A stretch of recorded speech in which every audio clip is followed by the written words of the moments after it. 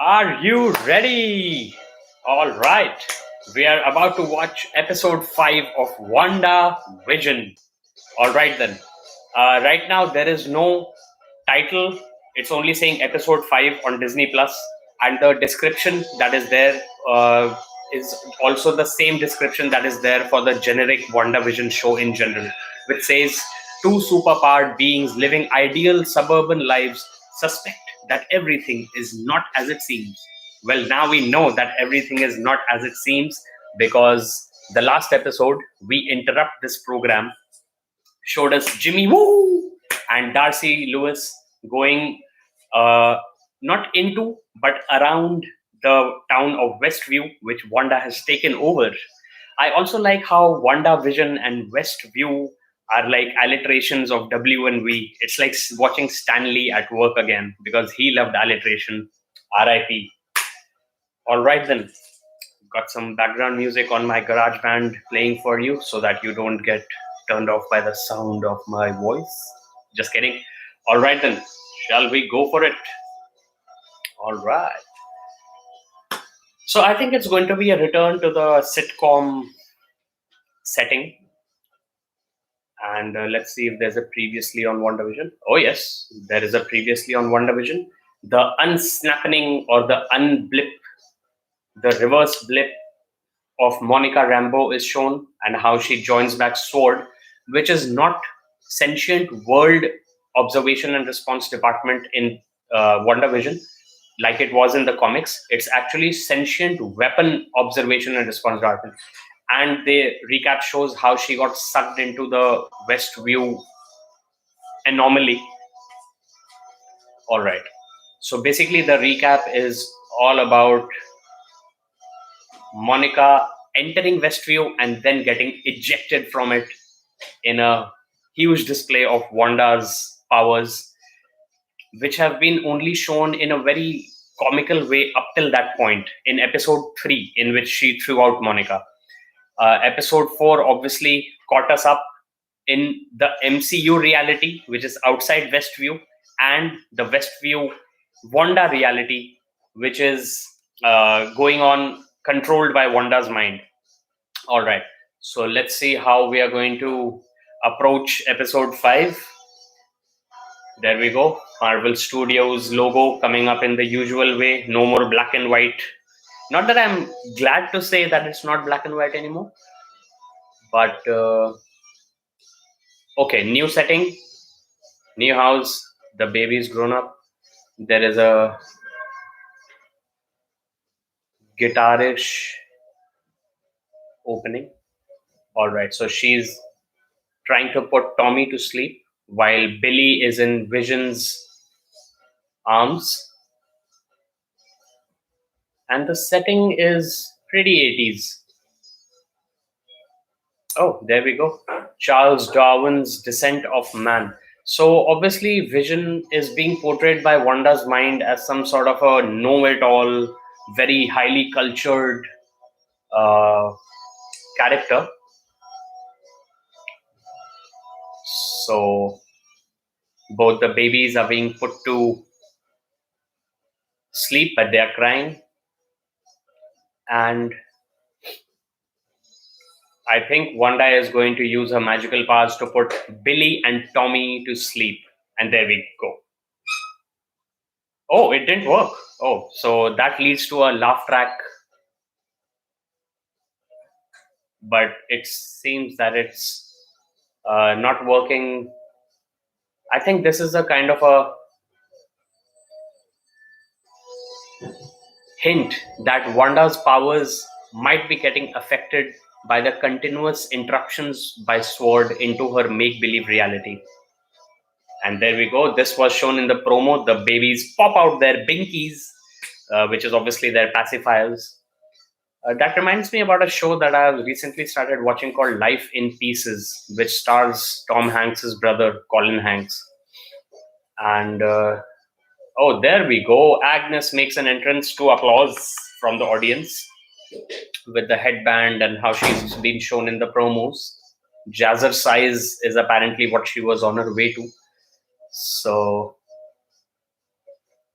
Yeah, so we are continuing with the sitcom trope, and it's amazing, not amazing, but it's very in universe how Paul Bettany does not appear as Vision as soon as any character other than Wanda appears in the frame, or rather in the scene.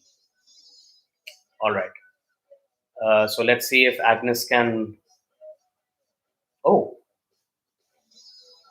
Agnes is asking Wanda whether she wants to take that again and whether she wants to redo the scene. So I think that is what they are. The characters of Westview are aware of. They are aware that they have been taken over by Wanda's mind's powers, and Wanda is trying to play along. So is Agnes. Catherine Hahn is doing an amazing job at skipping genres, through the decades of American television. And there we go. I think she is going to try and not pick up the daisies, but rock them to sleep. Vision is asking about the weird response that Agnes gave. And Catherine Hahn is doing some sort of TV trope from the 80s, spraying lavender on the babies, which is supposed to have a calming effect. All right. So I think it's another slight hint at Vision, or rather the vision that Wanda's mind is making up, starting to question the reality in which Wanda has placed him. Now, the biggest thing that still remains a mystery is whether Vision is really dead after Thanos had ripped out the Mind Stone from his head and left him all grey. And I think at the end of the last episode, when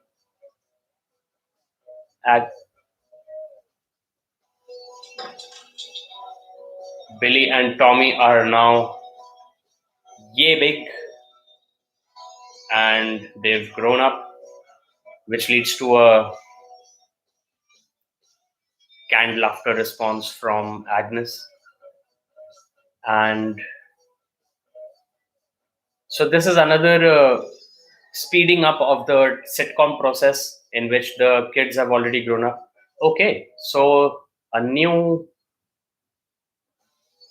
opening for the show in which there is a black and white sketch which is getting watercolor painted, and the postcard montage of Westview, New Jersey.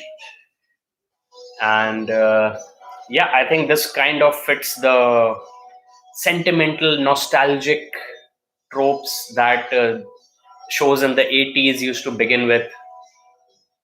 So I think we can see that the babies are synthezoid and they can take on human appearances, maybe because of Wanda's powers, and lots of Halloween and Christmas postcard pictures, Christmas cards, baby photos of Billy and Tommy, of course, introducing Tommy. All right.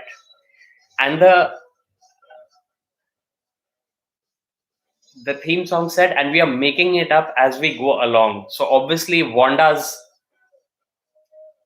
powers are creating this reality.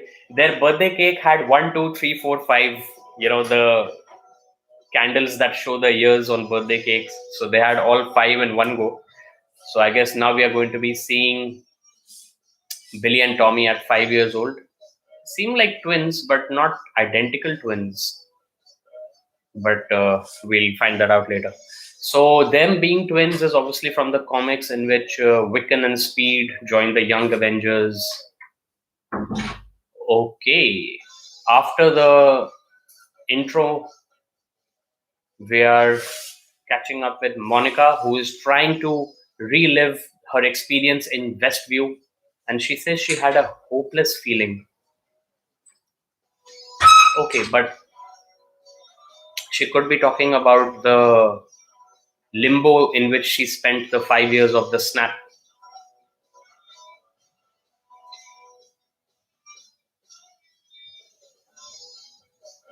Jimmy Woo and Darcy, played by Kat Dennings, of course. I'm pretty sure all of you know that Darcy last appeared in the second Thor movie.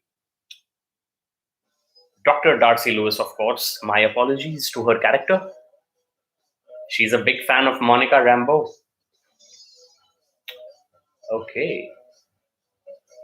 So basically, apparently, the medical tests that Monica Rambeau has been put through have delivered blank results, which means that Wanda is probably blanking out everybody's mind who has been drawn into Westview. All right, let's see how this acting director of Sword deals with it. Also, one thing that I was wondering about is where is the beekeeper character? Because they didn't show him after Wanda said no to him in the second episode, I think it was. Right, so there we go. This is a recap of the story that Wanda and Pietro told Ultron in Age of Ultron, and how she got her telekinetic and telepathic abilities due to.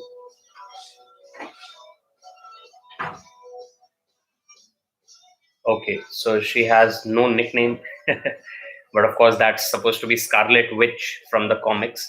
I think as soon as the Halloween part rolls around in this episode, we are going to see her don the Scarlet Witch costume with the red crownish uh, face mask. Not mask, but crown, I'll call it. All right. So Wanda is not being taken as a terrorist by Monica, at least, while Sword is considering her a sentient weapon, hence their name change. All right.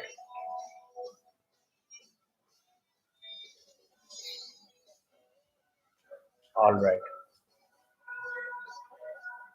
Okay. So now we are pretty clear that she's holding thousands of people hostage, which means the entire population of approximately 4,000 people of Westview have been put under Wanda's Westview anomaly.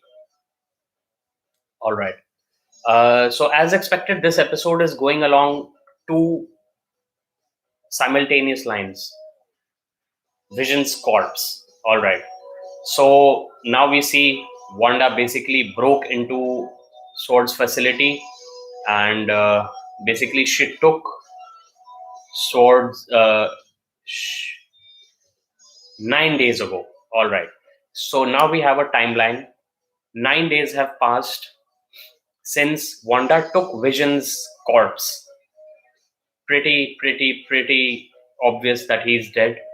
And in her grief, Vision had to be recreated by her mind. And so somehow she landed up in this New Jersey town called Westview and created this alternate reality. And now let's see what's going to go on when Vision realizes fully that this is not reality.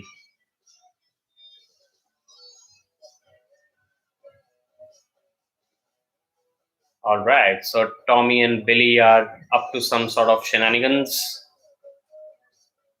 and the plaid tartan costumes and the bright colors, remind me a little bit about Stranger Things.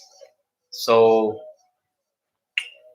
as obviously, there's a puppy somewhere there, and they're trying to give puppy a bath. There we go. There's a puppy wagging its tail in the kitchen sink covered with foam. It's apparent that they are not identical twins. So, bizygotic, I don't remember the exact technical term, but there was some sort of a term for twins who are born from different zygotes or fertilized eggs. All right. So Wanda is preaching to the preacher there. She's saying that it's a huge responsibility to take care of a living thing, and Vision walks in the usual Paul Bettany getup. So I'm not sure whether he. See. So she asks him why he's like that, and there we go, Agnes, and Agnes is coming in with her doghouse for the puppy. So they've named the dog Sniffy. Oh, and it leads to a little wow. So they're not, and now basically Wanda is not even waiting for Agnes to go out of the room to, as Vision says, conceal her abilities. She just conjures a dog collar out of thin air with the name Sparky, and I think this is becoming a recurring trope that Vision is doubting his reality, or rather, the reality that Wanda is creating. And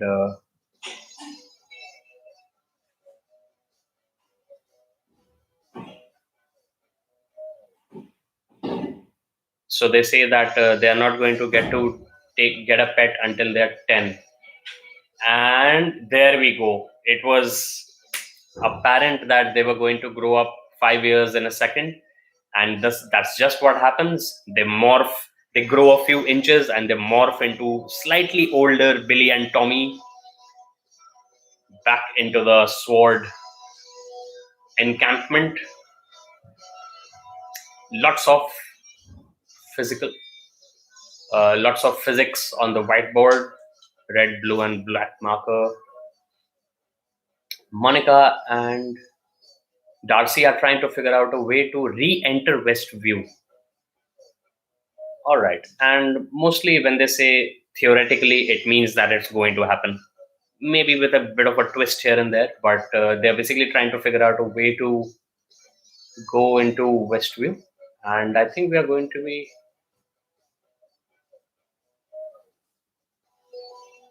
I think we are going to be seeing an aerospace engineer. There we go. So the hexagonal shape of the anomaly and the theories about it being connected to AIM, which is Advanced Idea Mechanics, led by Aldrich Killian, who you might remember from Iron Man 3.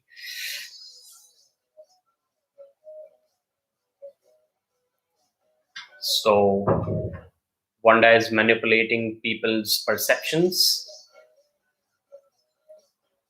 So basically, she is wielding an insane amount of power. And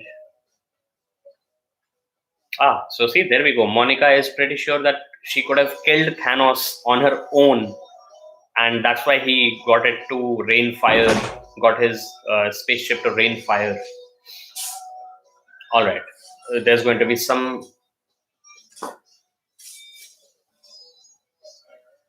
discussion about props and sets and wardrobe. So basically, they're trying to act on their plan to re-enter Westview and not get mind wiped in the process. All right. So I think Monica has gone back to the clothes that she was wearing when she got ejected, right? So basically, she's trying to see whether they are actually real. Because if Wanda is manifesting her powers into creating real matter out of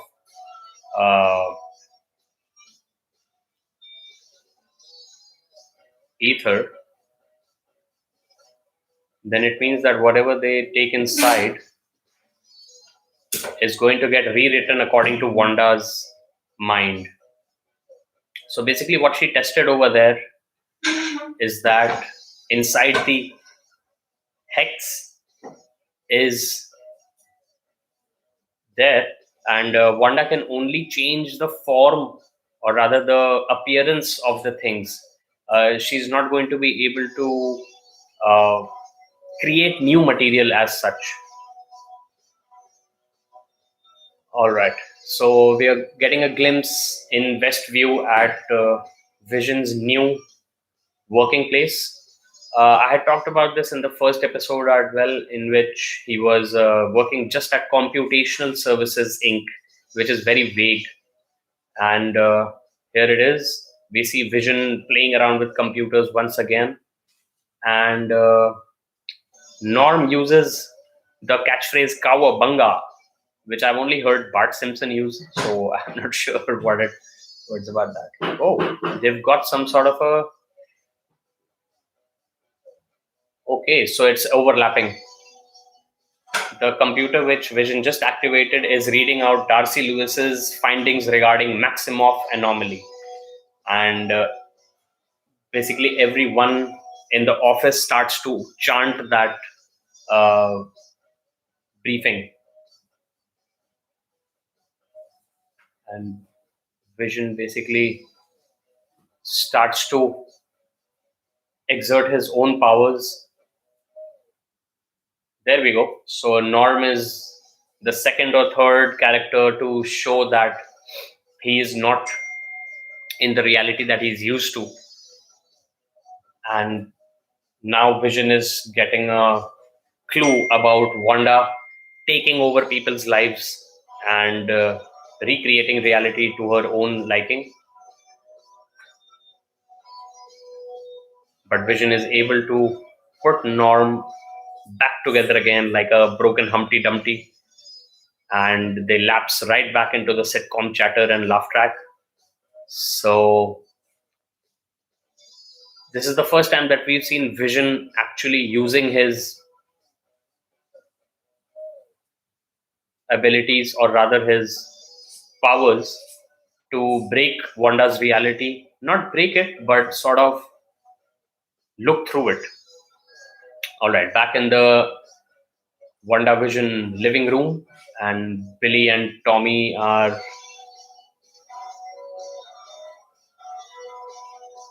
having an argument with Wanda about what day of the week it is. I'm not sure if they have any clue about it being a made up reality. And let's see if Vision does something when he comes back from office to confront Wanda about the reality that she's making up. In the promo, we also saw that she's going to have to deal with Vision finding out that this is not the world that he was used to, and he probably doesn't remember getting Mind Stone ripped by Thanos. So that could be Wanda erasing that memory from his mind, just like she's controlling the minds of all the people in Westview that are playing subordinate characters in this sitcom. Sparky is growling at the door, which means there's probably going to be another intrusion by Sword. Wanda is getting some sort of an intuition. They go out of the house, and here we go. It's a drone shot, and the drone is kind of old-fashioned, but there we go. Let's see what they see, because Monica is piloting a drone, and they've gotten a visual on Wanda and her kids, and she's trying to communicate to her through the drone. And it's probable that Wanda is receiving the signal, but Wanda is getting angry, as we can tell from her glowing red eyes. It seems that the new acting director of Sword was trying to pull a fast one over on Wanda and trying to disable her or something. But firing at someone who has such awesome powers, like remaking reality, is not going to turn out well for you. So let's see what's happening. And it seems that there's a power surge going on in the hex, which is what Darcy Lewis is calling it, and that is what we shall be calling it as well from now on. I'm not sure whether it's fan service because it was only in the third episode or so that the outline or the boundary of the Westview anomaly was shown to be hexagonal. It seems Wanda is coming out to talk to them. Yep. So Wanda is carrying her drone and coming right out to talk to the entire sword contingent that is gathered over there. And she throws the drone at their feet. I think she has come to deliver a warning to them not to interfere in her reality. The acting director of Sword is trying to justify his actions, but it seems that Wanda, is delivering the only warning according to her. And she says, "Stay out of my home." And she's saying that as long as they leave her be, she is going to leave our reality be. It seems that she's under the impression that she is not harming anyone, but by the reaction of Norm, when Vision temporarily put him out of his Westview character, it seems that the people obviously had their lives going on, which have been badly interrupted. I mean, imagine how you would feel if somebody was rewriting your reality and controlling how you would react to situations like a sitcom character. Monica is trying to reason with Wanda, but it's obvious that it's not going to be easy because Wanda is creating what she wants and she's pretty set on keeping it that way. There we go. She is controlling these people's minds as well. And there we go. The tables have turned. The entire contingent has trained their guns on the acting director of Sword. So she has just given a glimpse of what she can do in the Marvel real world as well. I think she has just increased the level of protection around Westview because the entire perimeter is going scarlet, like the Scarlet Witch as she is. Oh, and there we go. It's a cut into an advertisement. I was looking forward to one of these. All right, let's see. Lagos. All right, what's Lagos? Okay, so some spills getting cleared up with a Lagos paper towel. Let's see what they're trying to wipe away. For when you make a mess when you didn't mean to. This one didn't have any Hydra or Stark imagery. Not that I could, pay attention to every frame while watching it live. All right. So let's see if the mail carrier is right in saying that Wanda will find Sparky, their dog, soon enough. So Sparky seems to be in a bush, but it's Agnes. And it seems that Sparky is dead. But so it seems like he ate some azalea leaves, which are apparently poisonous, and is pretty dead. One of the first deaths that we've seen in the West reality. Oh, and she's pretty much straightforward, telling Billy and Tommy not to age themselves up. So it seems that they've become aware of their reality warping powers. And so that is a pretty tall order. Billy or Tommy just told her to fix the dead. And it seems like from the background score, this is one of those nostalgic, poignant moments of sitcoms which have a hidden lesson in them. So I think this lesson is for Wanda herself because she says herself, you can't reverse death. And I think, given the WandaVision 9 episode run, which has been announced, I think this is the halfway point. So it's a good point to make Wanda realize that what she is doing is not really good for anybody, least of all Vision, who has been brought back from the dead, so to speak, by Wanda's powers. And she seems pretty upset about it. Let's see. Oh, that's a little ball. I think it might be one of Billy's and Tommy's toys. So, yeah, like the usual 80s episodes of most sitcoms, there is supposed to be a takeaway from the episode. And I think the takeaway in this episode is Wanda realizing that she has done something which is not supposed to be done, and Vision realizing that something is being done to him which shouldn't have been done to him in the first place, which is bringing him back from the dead. All right. So, yeah, so Wanda is being confronted by Vision absolutely in stark terms. Oh, not Tony Stark. And Vision is pretty upset, and he's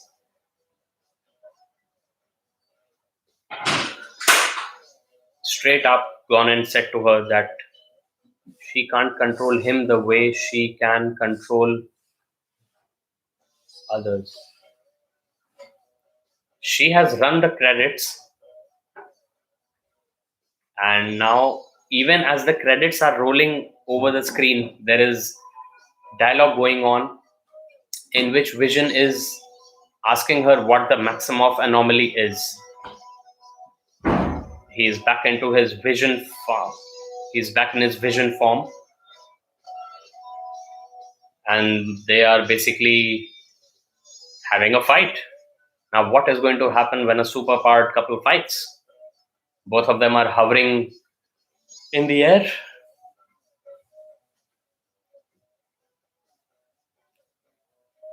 Things are coming to a head. Let's see. Yeah, so she has mind wiped him because he can't remember his life before Westview, and it seems that she's managed to convince him that the life that he has in Westview is good enough.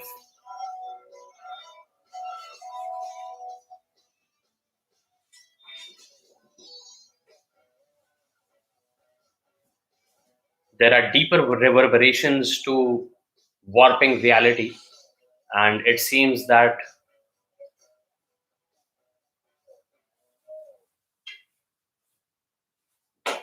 Wanda is also questioning her own reality controlling powers. It could be that this is a nod to the comics in which she loses her mind pretty much. Let's see who has rung the bell. Could it be that this is the cameo that people have been looking forward to? I think Elizabeth Olsen dropped a hint to one of the tabloids or one of the magazines that there is going to be a huge Luke Skywalker level cameo in WandaVision. But I doubt if this is the moment.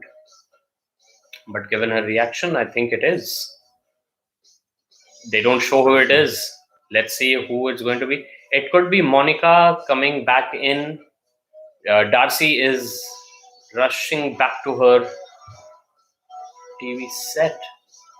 Seems like it's Hank Pym. Is it Hank Pym? It's somebody old because obviously it's grey hair. It's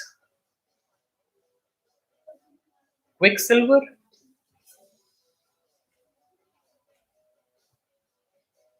It's Quicksilver.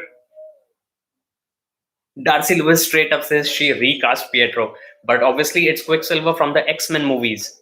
And Pietro is being played by, I'm sorry, I can't remember the actor's name, but it's him. It's the one who played Magneto's son. And, well, that was something. That brings us to the end of the episode.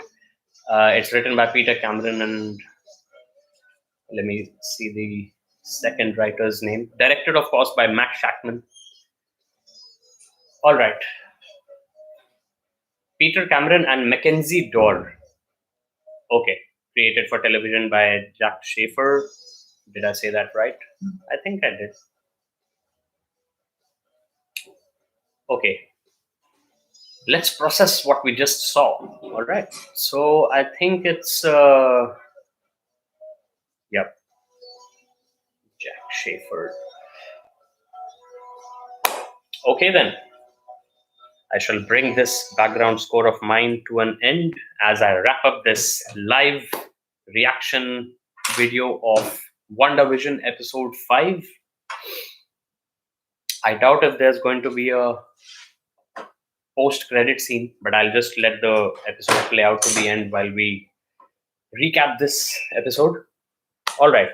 So, as expected, it went along the lines of portraying the MCU reality of the sword encampment outside Westview and the sitcom 80s tropes that were playing inside Wanda's reality inside Westview. And finally, Wanda made them cross over by coming out of Westview to confront the acting director of Sword. And despite Monica trying to convince her that they're trying to help her, she did not take their advice. But Vision confronting her about her taking over of other people's minds and lives is probably going to have some huge repercussions. And of course, at the end, near the end, Billy and Tommy are both given a lesson by her in which uh, the actual lesson is for her, which is not to mess with death because of its finality. We did not get to see quite a few scenes which have been shown in the mid-season promo, especially the ones that have already been shown earlier, which is Wanda and Vision in their comic accurate Halloween costumes. So next episode, I'm pretty sure we are going to be seeing something like that. The TV show is over. As usual, there was no post-credit scene. And the normal credits are rolling. So I'm guessing that the next 2 minutes are just going to be the normal Marvel credits. All right. Yep, shot in Georgia. Georgia has become the favorite for shooting Marvel Cinematic Universe pieces. Okay, so what we are going to be next week while we wait for episode 6, and the title for this episode is that the introduction of Quicksilver, Pietro Maximoff, and I'm just going to Evan Peters, right? So Evan Peters is the person who played Quicksilver in the X-Men movies, and who is now playing Pietro Maximoff, Wanda's twin brother, in WandaVision. So his introduction as a character is obviously going to have some sort of a big effect on how Wanda is creating this reality. It seems obvious that he's been introduced into this reality by either Sword or some other force. So Wanda was talking about it when she was trying to explain to Vision that she's not the one who's controlling everybody's lives and getting them to doctors and dentist appointments on time. So that's it then. Looking forward to next week, episode 6, and maybe we will do a recap of the first 5 episodes if it warrants that sort of attention. Till then, see you all next time. Excelsior and Earth's Mightiest Heroes. Goodbye.